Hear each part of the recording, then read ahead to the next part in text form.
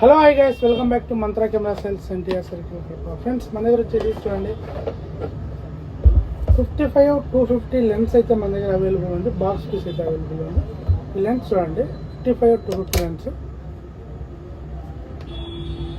Lens అయితే మంచి కండిషన్లో ఉంది, ఎలాంటి ఇష్యూస్ అయితే లేదు. ఇదైతే మనకు 55-250 లెన్స్. అలానే ఇది మనకు కెనాన్ కెమెరాస్కి, ఓన్లీ కెనాన్ కెమెరాస్కి అయితే మనం వాడుకోవచ్చు.